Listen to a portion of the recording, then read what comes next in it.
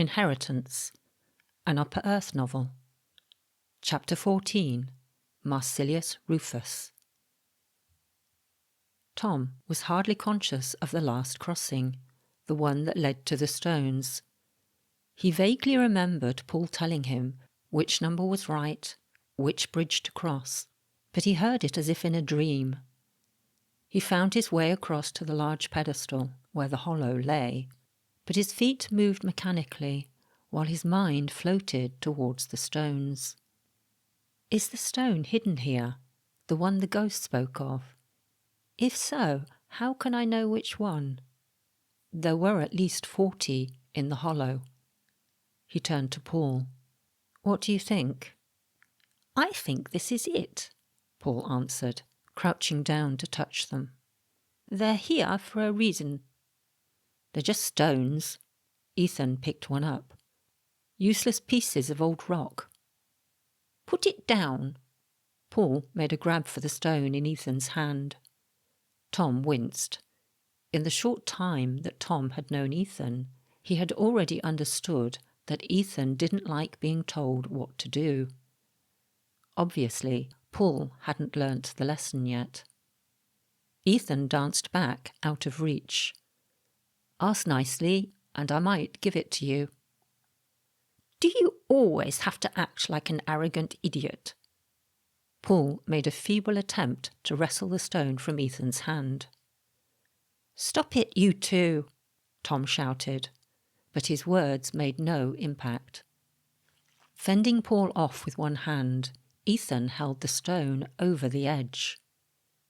Don't you dare, Paul squeaked, red-faced. Neither of them noticed a winged creature speeding towards them. Tom had never seen such a monstrous bat. Black fur covered its body and head, while its great wings, the length of a man's arms, carried it straight at Ethan. Watch out, Tom tried to warn him. Engrossed in his tussle with Paul, Ethan didn't hear. The bat took him by surprise, delivering a strike to the head with one of its wings. Ethan stumbled and shook his head as though wondering what had just bludgeoned into him. The bat veered around for a second pass. This time Ethan saw it coming. Just as the bat swooped down, he ducked. On the third pass, it clung to his head with beating wings and scratching claws. Ethan still had the stone in his hand. He hit out with it, trying to swat the creature without hurting himself. A blow connected. The bat let go with a squeak. It dropped to the floor. Ethan looked at the stone he was holding. I take it back. Stones can be damn useful, especially when you're being attacked by a rabid bat. He crouched down to examine the bat more closely. One of its wings looked broken, and it squirmed on the floor at Ethan's feet.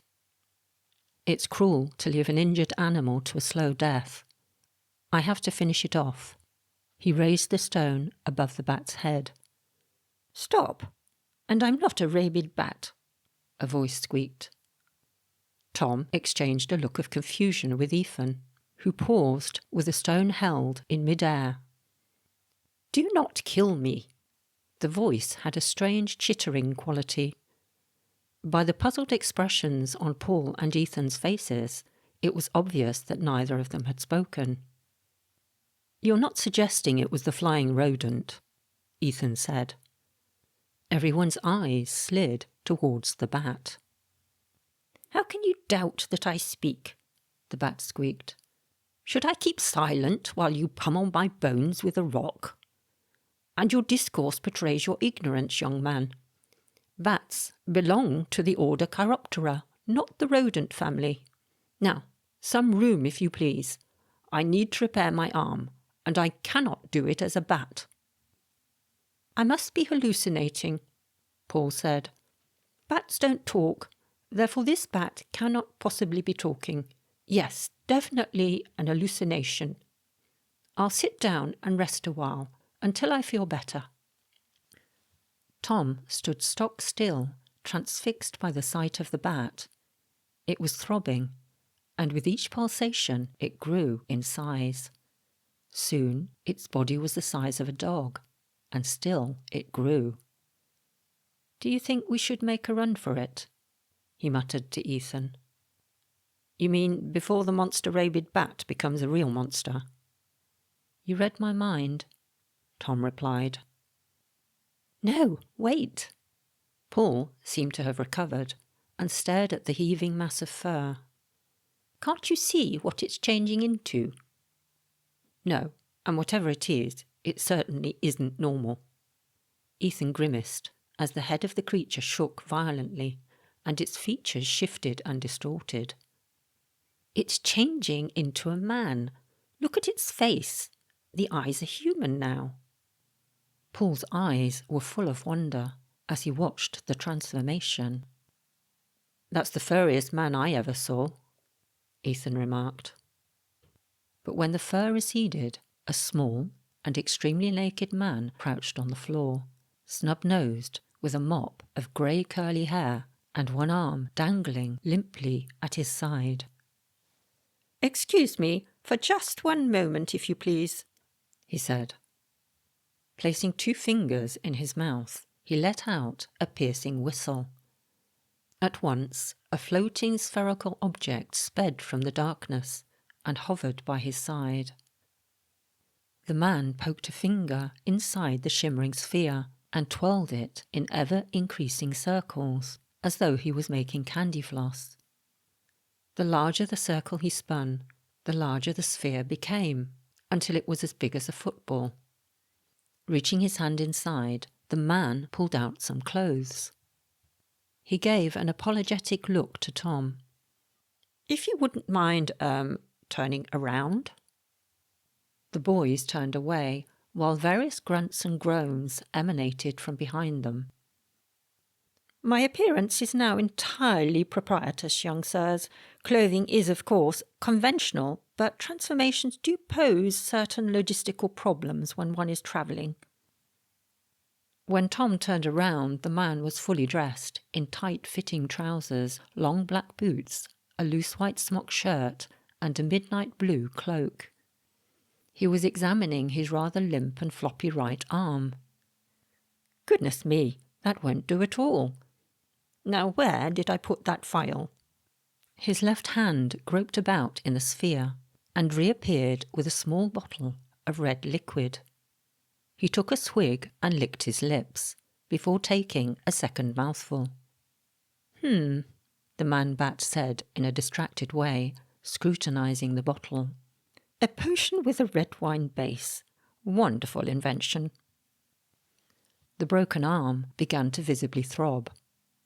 Tom couldn't stop looking at it. Even as he watched, it straightened, as though mending itself. The fingers flexed, and the muscles grew stronger and far more bulky than those in the man's other, now somewhat puny-looking, arm. When the throbbing had finally worn off, the repaired arm looked as if it should belong to the world's strongest man. The man almost appeared to be admiring his newfound muscles, but then stopped, as 3 sets of eyes were now staring at him. "Oh, yes, sorry, down to business then." He cleared his throat. "Which of you is the hunter?" The hunter? I've heard that name before. But Tom struggled to remember where. "You know, the defender, the dragon slayer."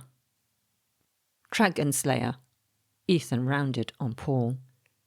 "You mentioned dragons a while back. What is all this drivel about dragons? They don't exist." "Don't exist?" the man in the cloak exclaimed. "To say that dragons don't exist is to say that the netherworld is a fiction. Where do you think this tunnel leads? Perhaps you believe it is a shortened route to Australia. You have much to learn, young man. You should restrain your wayward tongue, else you shall soon trip over it." He turned to Tom. "By the slippery play of your eyes, you must be our dragon slayer. Am I right?" Tom gave a reluctant nod of the head. "Let me cast my eyes over you." The man then proceeded to scrutinise Tom like a horse up for auction. He pronounced, as though he couldn't find anything positive to say. He lifted Tom's arm and squeezed his bicep. "A mite young. Not much in the way of muscles, but you'll have to do." "Excuse me," Tom said, annoyed. "Who are you exactly?" The man-bat appeared mortified. "Oh my, what a jabbering jackass I am. I do beg your pardon, young sirs. Marsilius Rufus, at your service." He bowed low, with a flourish of his magnificently muscled right arm. "Must apologise for the rather vigorous entrance. There was no time to explain, I'm afraid. And of course, as a bat, natural instincts do tend to take over. It was my duty to protect the stones.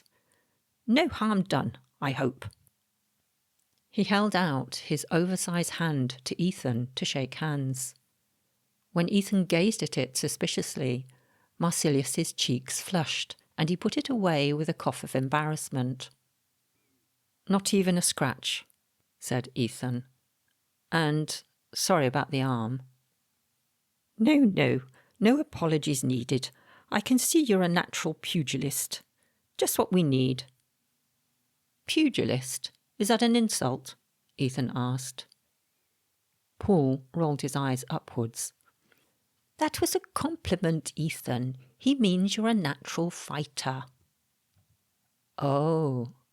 Ethan immediately stood up straighter. Marsilius was no longer paying attention. He wandered around the circular hollow as though seeking something. He turned to Tom. "Have you heard anything unusual yet? Tom realised that he was waiting for their names. Tom Brigweed, and this is Ethan, and Paul." Marsilius lowered his head. "May your names be everlasting." When he raised it, his attention focused solely upon Tom. "It will be a great pleasure to work with a Brigweed once more. The last hunter was a man of rare qualities." "My grandfather," Tom said. "Alexander." Marsilius put a hand on Tom's shoulder. "Of course, when his time came, he was already somewhat older. But fear not, I will help you to prepare." His eyes turned to the ring of stones. "Do you know what is buried in these stones, young Tom?" "A ring?" "Not just a ring. The ring. Without it, you would have no chance against the beast. But to find it, a little concentration will be needed." Marsilius led Tom to the edge of the stone-filled hollow. "Tell me what you can hear." "Hear?" The only thing Tom could hear was Paul sniffing. It was an odd question, anyway. What was he supposed to hear? He shrugged his shoulders. "Nothing much." "Righty-ho." Marsilius took out a number of stones from the hollow and placed them in a pile to Tom's right. "And now, close your eyes and listen hard." Tom felt as awkward as a blindfolded child trying to pin a false tail on a paper donkey. But he did as he was told and concentrated on the sounds around him. Yes, there was something, a shuffling sound to his left. He opened his eyes briefly and saw Ethan rocking backwards and forwards on the balls of his feet. But what was he supposed to be hearing? He closed his eyes again and focused his mind, trying to identify even the smallest of noises. There, a faint sound, hardly audible, but definitely there. He tried to block out everything else and attune himself to that one noise. As he did so, it grew louder within his head, an eerie whispering, like the voices of many people at the same time. He felt that they were trying to communicate with him, but couldn't make out any words. "Whispers," he pronounced, opening his eyes again. Marsilius flushed with excitement. "Now, imagine where the sound can be coming from. Pinpoint it precisely." Tom concentrated. It was to the right. No, the left. "No," he murmured. "It's coming from the hollow." Taking a new set of stones from the hollow and setting them down on Tom's left, Marsilius again asked Tom to listen. Tom pivoted to face the source of the whispers. This time he was certain. The sounds came from his left. The stone they sought must be one of 5 stones in the second pile. Tom walked closer to them. The whispering grew stronger. Tom thought it was in Latin. He had only just started lessons at his new school, but the words sounded similar, even if he couldn't understand them.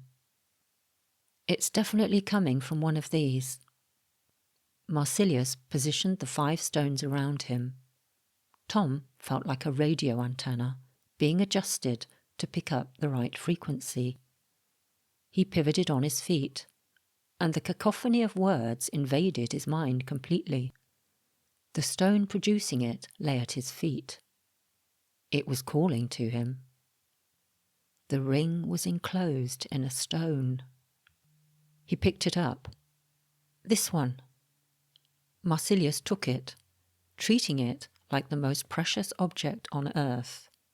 He held it upon his outstretched hands for a while, just staring at it.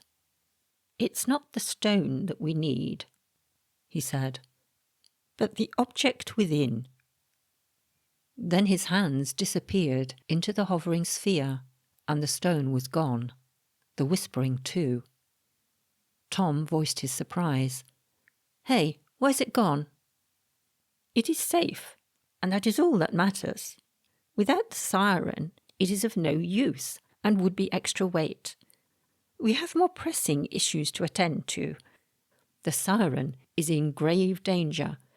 She will need our help in the coming hours." "Who or what is the siren?" asked Ethan. "You are now 3, Marsilius replied. "But to defeat the dragon you must be 4. Until the siren joins you, your company is incomplete." He cast a sidelong look at Tom. "It seems that young Tom has not told you the whole story, but there is no time for further explanations now. We must run, or should I say, fly. Now, what was that enchantment?" His eyes fell upon Ethan's backpack, where it lay on the ground. "That too will hamper us." With a few twirls of his finger, he enlarged the sphere until it had grown to the size of a pumpkin and deposited Ethan's bag within. Ethan's mouth opened, then closed, as though he was about to say something, but then thought better of it.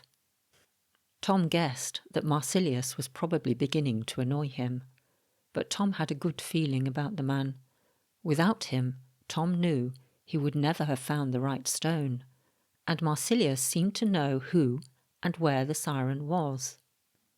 Though, when Marsilius grouped the boys together to perform some sort of spell, Tom's good faith was put to the test. Judging by Marsilius's over-large arm, Tom had a sneaking suspicion that their new acquaintance wasn't as good at spells as he pretended. His magic was probably like Tom's mother's driving, barely satisfactory, with the odd accident here and there. "What are you doing?" Paul said. "You're not putting a spell on me." "Nothing to worry about, nothing at all." Marsilius spoke like a dentist that was about to tear out a tooth without anaesthetic. "Just a little something to allow us to travel faster." He produced another phial, this time of a murky brown shade, and offered it to them. Ethan looked at Tom pointedly. The question was evident in his eyes. Should they trust this odd man and drink his potion? Tom didn't think they had a choice.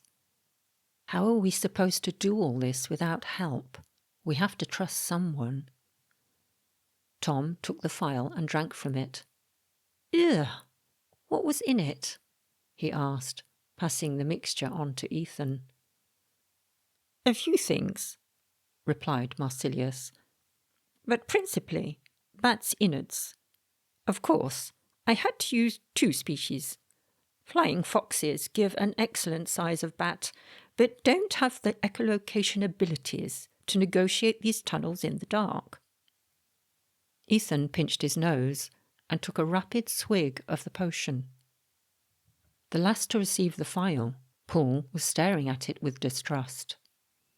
In my experience, Marsilius confided, it goes down more easily when you pretend it is something else. Strawberry juice generally works well. Paul screwed his eyes up tight, counted to 3, and raised the brown liquid to his lips.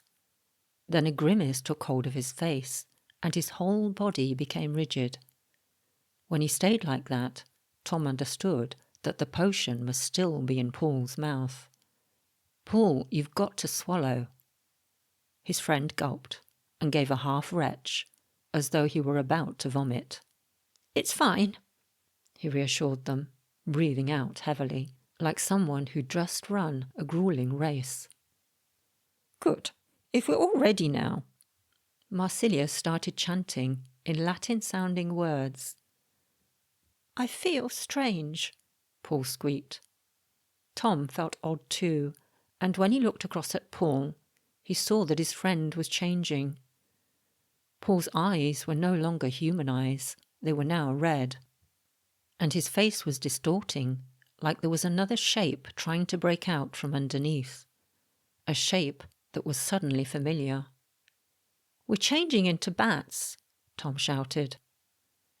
Don't worry, boys. I'll change you back when we get there.